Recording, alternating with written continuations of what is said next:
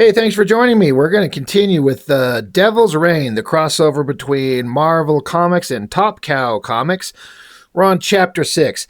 The last issue, artistically, was the best one by far, in my opinion.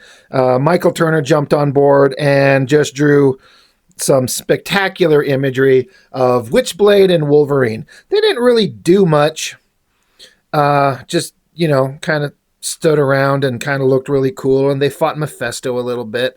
It's all fine. As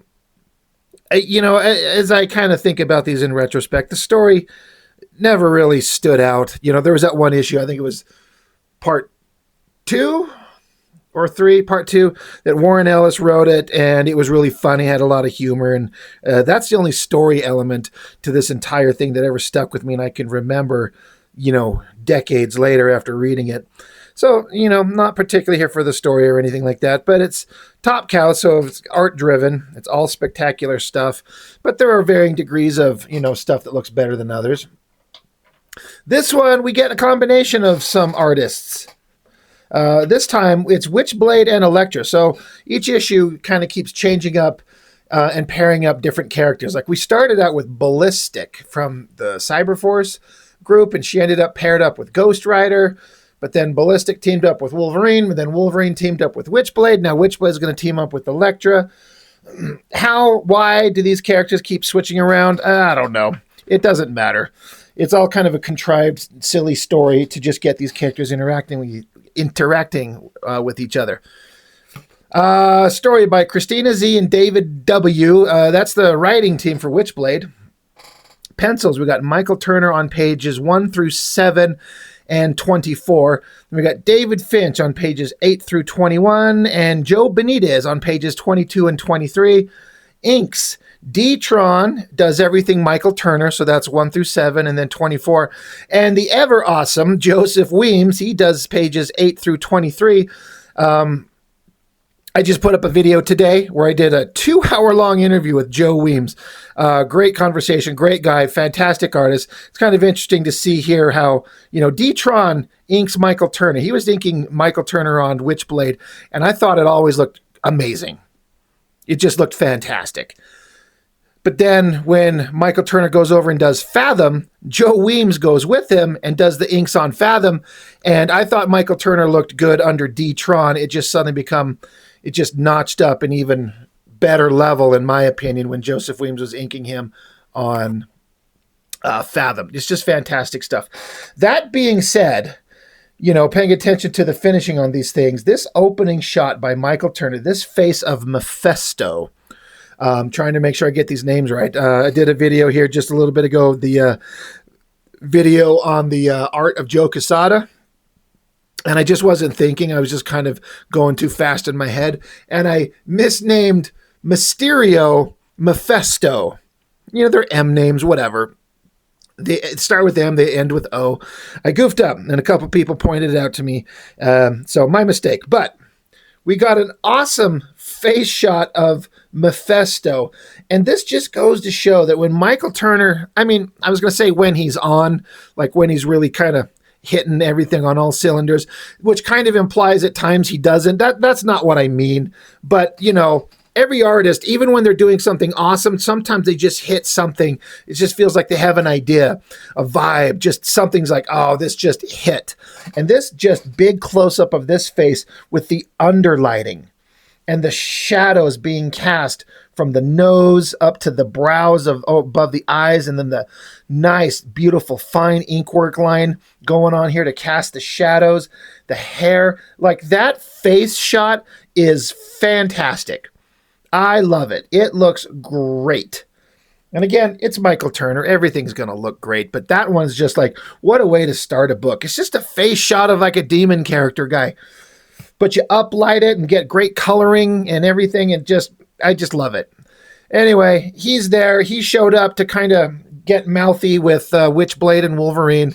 So they're like, oh shit, we're going to have to fight them. Witchblade and Wolverine have to fight Mephisto. That's going to suck, right?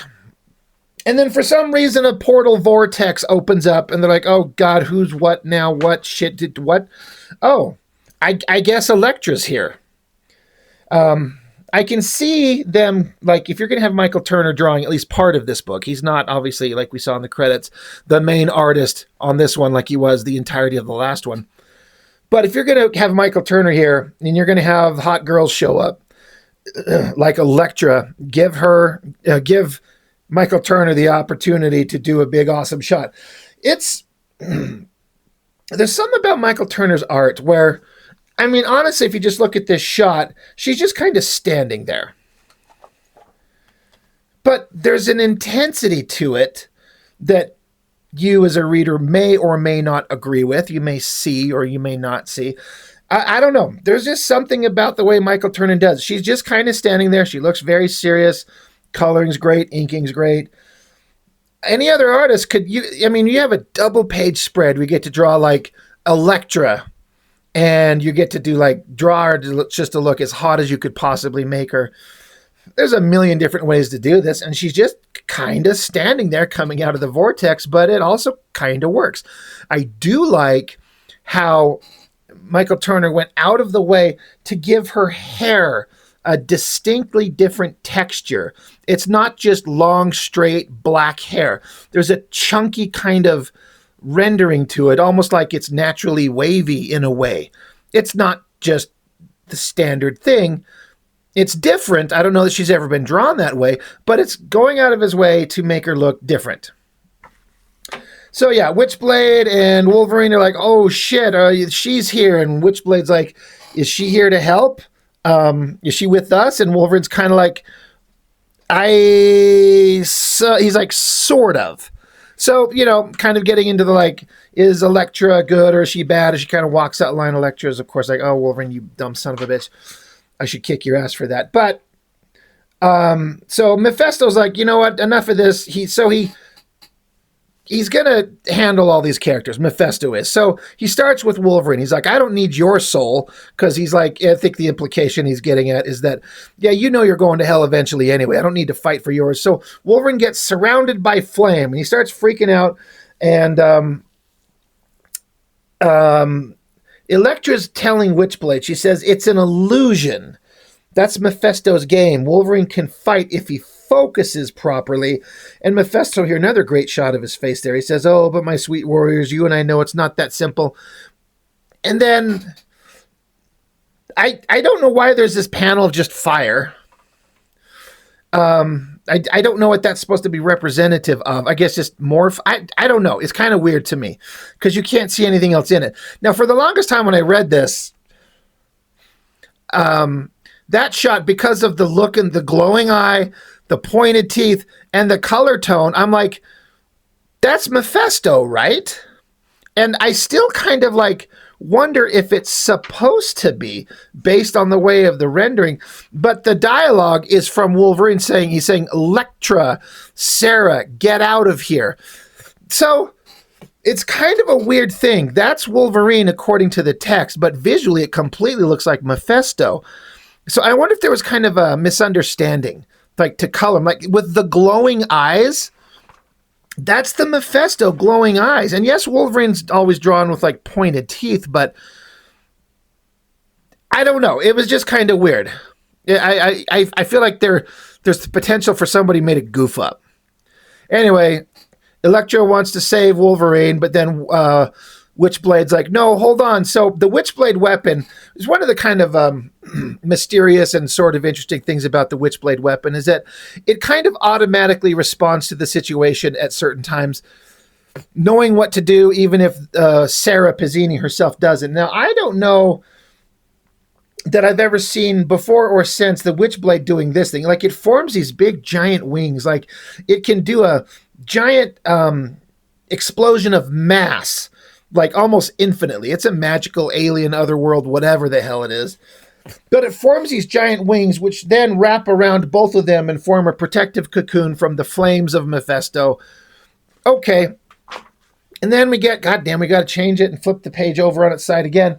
And of course, as always, if you're going to have Michael Turner drawing this, and we're going to have Witchblade and Elektra, we're going to have them like slumped over each other, arched back, bare ass out, kind of hot. kind of fun. You know, looks like something fun to draw, and it's kind of exactly where Michael Turner kind of excels at all this stuff.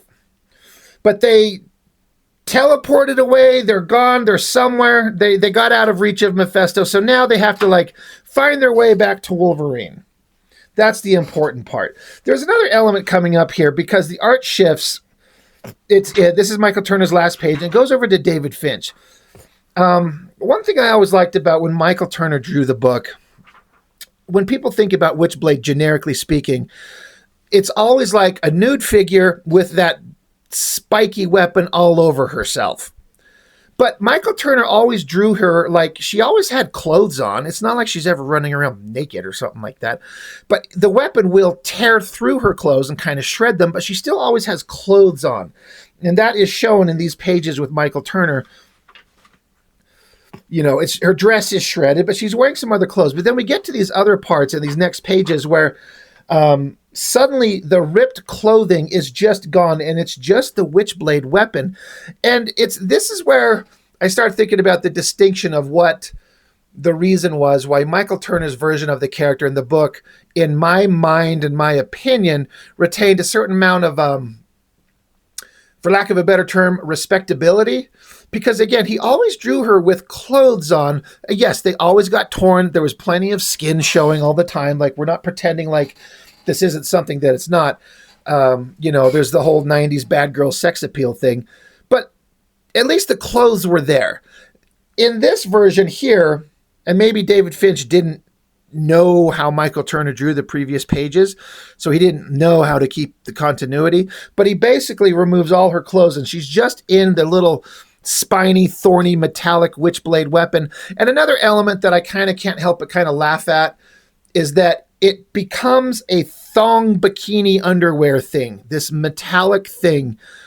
And so now suddenly, like, there are these two girls walking around with their bare asses out with the little thong underwear, whether it's the Elektra's little red outfit or the Witchblade's weapon.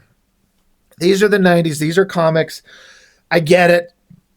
But it does kind of start bordering on gratuitous. And Michael Turner would never draw it that way necessarily. He'd have her long dress. It's tattered. He'd find a way to make it look sexy, but also kind of classy, if that makes sense.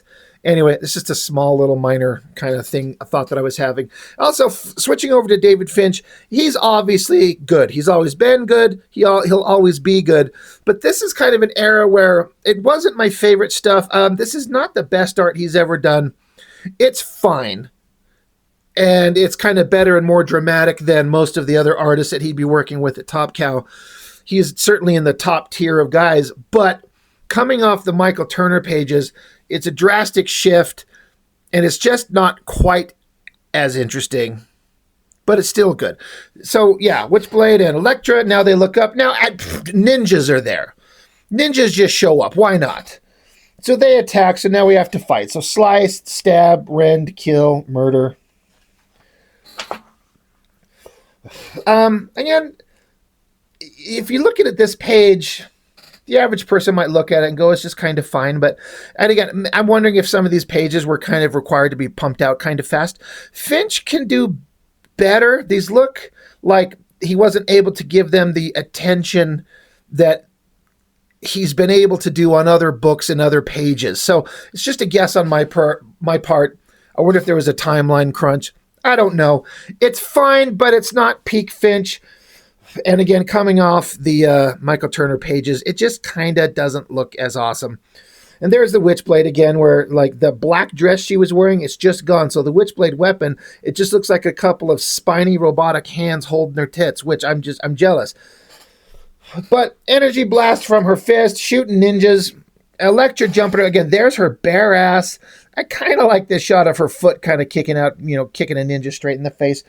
Not a great face there. And, there's Finch taking the opportunity, like we all would want to as an artist.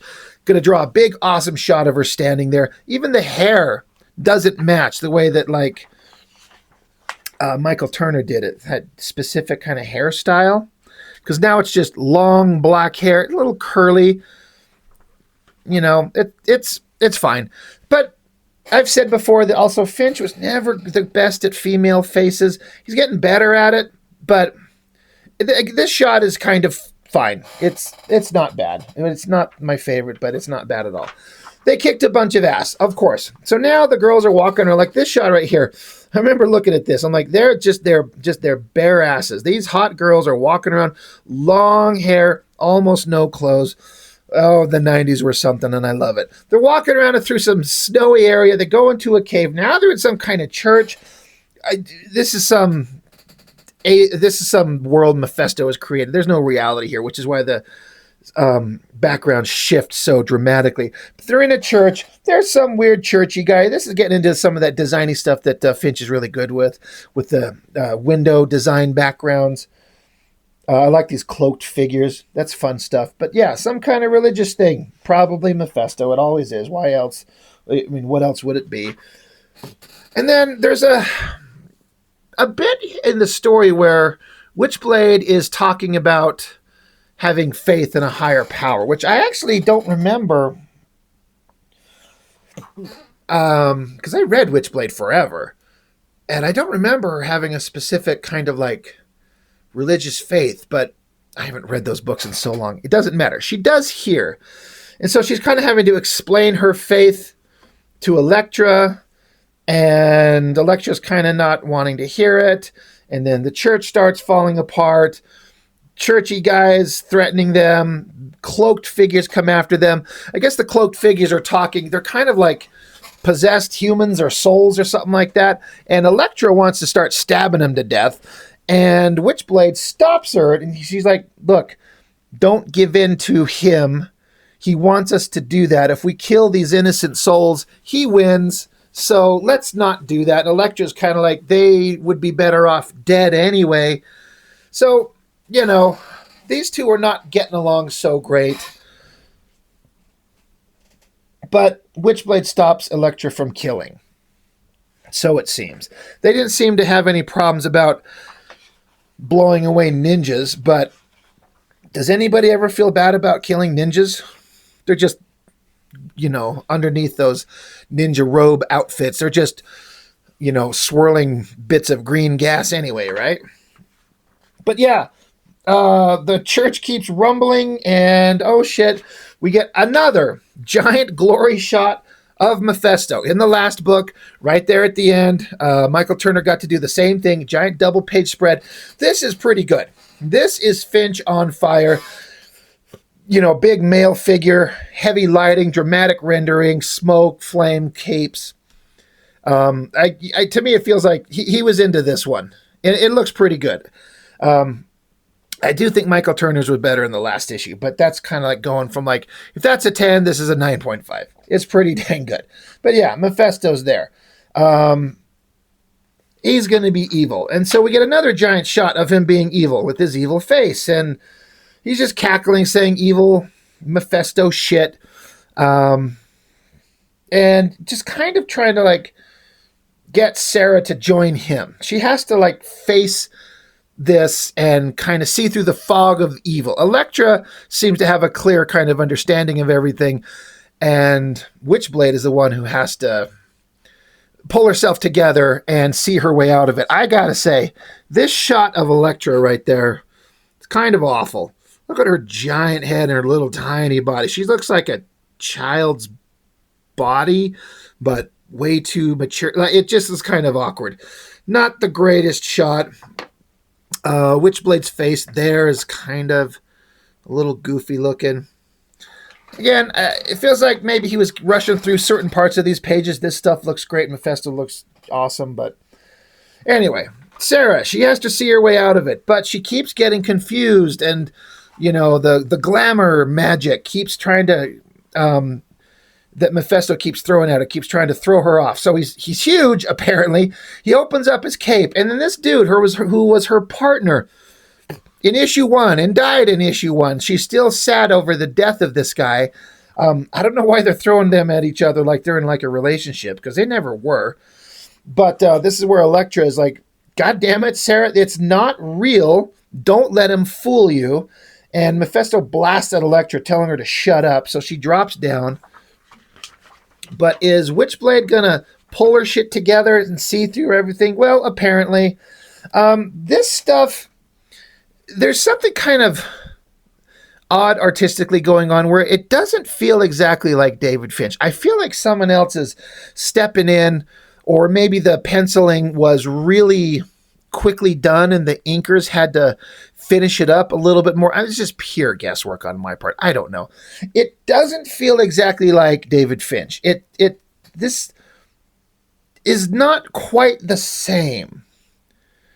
It's there's just something different about his artwork when he was fully penciling and had all the time in the world. It feels off.